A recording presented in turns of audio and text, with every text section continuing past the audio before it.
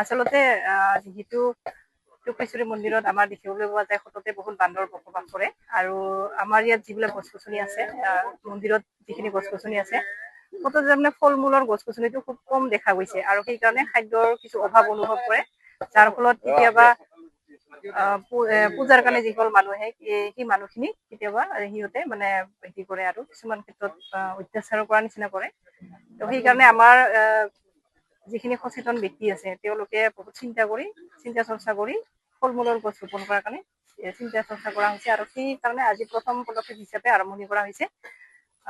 যিহেতু প্ৰকৃতি আৰু মানুহৰ সম্পৰ্ক খুব ওতঃপ্ৰোতভাৱে জড়িত কাৰণ প্ৰকৃতি নহলে মানুহ থাকিব নোৱাৰে তেনেদৰে প্ৰকৃতিৰ লগত বান্দৰ যিটো জড়িত হৈ আছে সেই কথা চিন্তা কৰিয়ে ফল মূলৰ গছ পুলি ৰোপণ কৰাৰ প্ৰয়াস কৰা হৈছে। টুক্ৰেশ্বৰী মন্দিৰটো এটা খুবেই বিখ্যাত মন্দিৰ, ঐতিহ্যমণ্ডিত এটা মন্দিৰ গোৱালপাৰা জিলাৰ আৰু ইয়াতে এটা বান্দৰৰ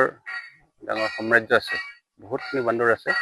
আৰু আমি দেখা পালোঁ ইয়াতে যে বান্দৰৰ কাৰণে খাদ্য যোগান ধৰা, খাদ্য প্ৰস্তুত কৰা গছ গছনিৰ অভাৱ আৰু সেইকাৰণে আমি গোৱালপাৰাবাসী ৰাইজ আজি ওলাই আহিছে, বিভিন্ন ঠাইৰ পৰা আহিছে।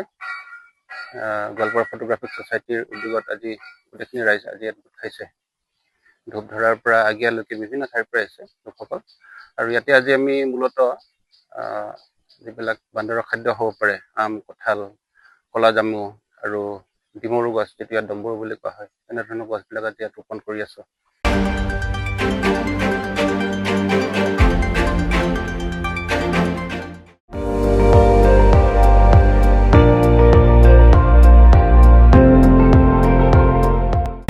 আপুনি চাই আছে ND24,